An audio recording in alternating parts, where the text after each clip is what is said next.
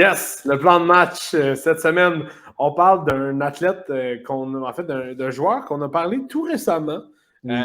Un joueur qui peut peut-être causer des surprises et sortir plus haut que prévu dans le prochain repêchage, qui joue dans la OHL en ce moment avec Sudbury. On parle de Quentin Musty. Oui, c'est les Sudburys de Wolves. Les Sudburys de Wolves, exact. Les Denver de Broncos.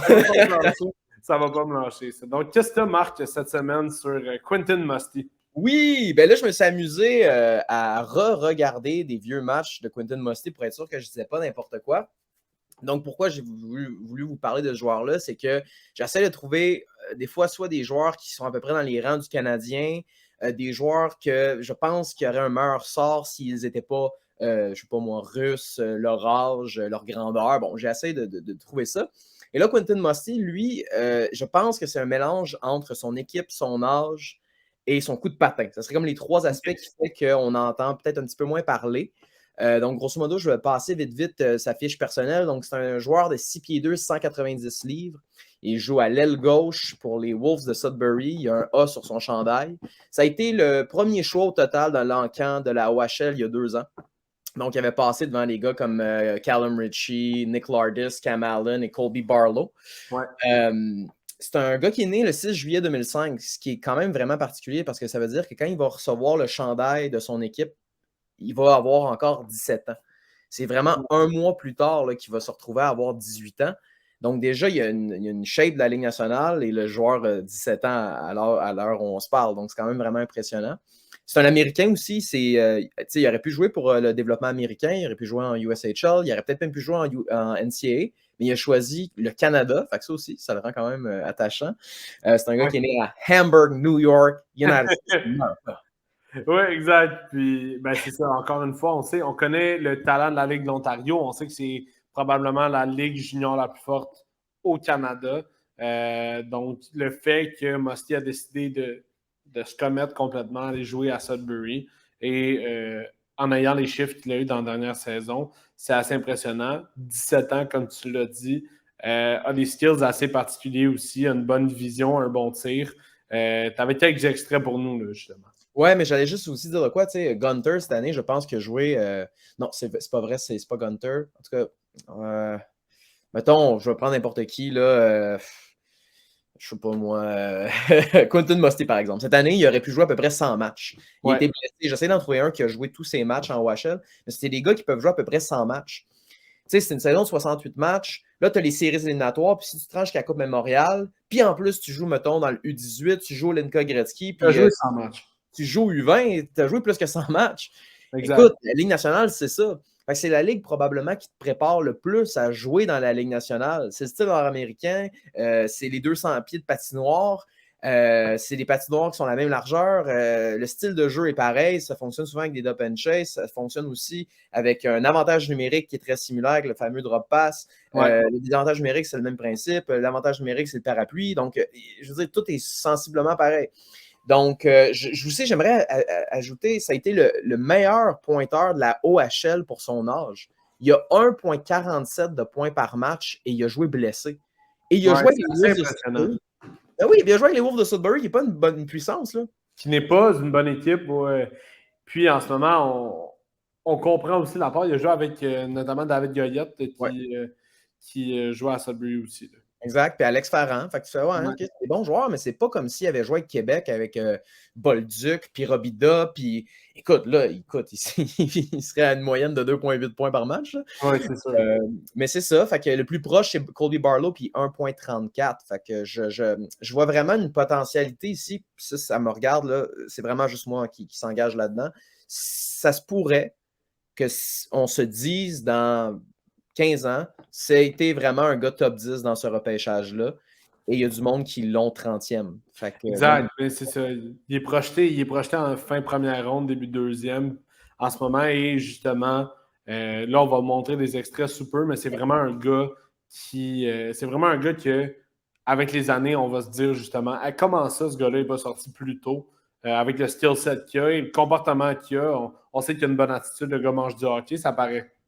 Oui, mais je serais prêt à voir des extraits juste parce que, à force d'en parler, on va se dire, peut-il nous le montrer, coudon? Donc voilà, il est en trailer. Lancer à côté qui passe au-dessus du gant là, du gardien, je veux dire, c'est Un vraiment. assez bon lancer aussi, Caleb LNH, on s'en parlait ça aussi. Non, ouais, écoute, il est fait en anglais, la description, c'est hard, rugged, mean, offensive talent. Puis je suis comme, c'est vraiment ça, c'est genre, il est juste, il est pas très. Il y a une espèce de. Il a l'air russe, là, il y a des traits très russes. Un peu un Markov, là, il sourit pas, il rit pas.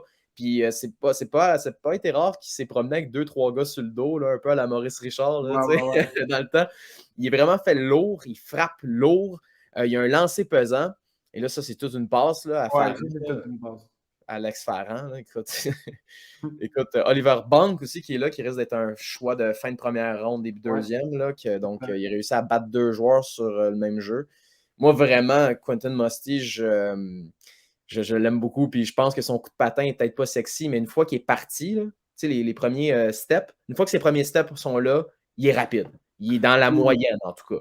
Fait Ben, que, avec sa grandeur et son poids, justement, c'est un lent début, mais une fois en pleine accélération, ben là, c'est un train. C'est vraiment le genre de gars qui n'aura pas de difficulté à traverser la zone centrale, bien s'installer en zone adverse et créer des opportunités. On l'a vu justement avec le dernier extrait, a quand même une excellente vision.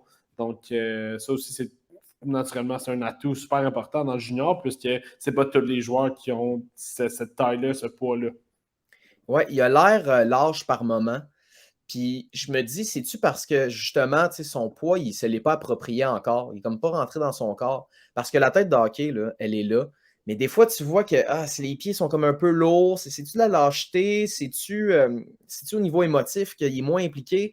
Ouais. Puis je me suis résolu à dire, ben, tu perds quoi d'avoir un gars dans ton alignement de 6 pieds 2, pas loin de 200 livres, qui mange du hockey puis qui est compétitif, là, je veux dire, écoute, il y a des moments où je me suis dit, OK, Musty a décidé que le match, ça l'arrête là. Tu sais, il reste 3 minutes, il y a 3 points en 3 minutes. Mais là, Ouais, exact.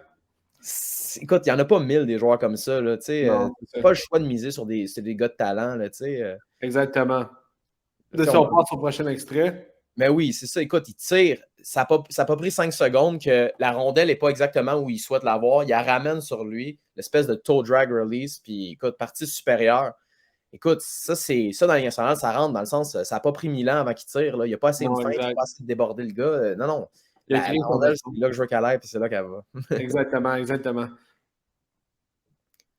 Encore une fois, sur cette séquence-là, on voit vraiment son habileté à bien distribuer la rondelle. La petite seconde qui fait que le gardien se commet complètement de l'autre côté, puis que là, il est complètement dépourvu. Tu sais, Ouais, je dis, exact. Gab Perreault, il a fait ça avec le développement, dans le développement américain, mais tu sais, Gab Perreault, c'est un 5 pieds 10 et demi qui réfléchit très bien la game, mais il n'est pas plus rapide que Musty. Il n'a pas un meilleur lancer que Musty.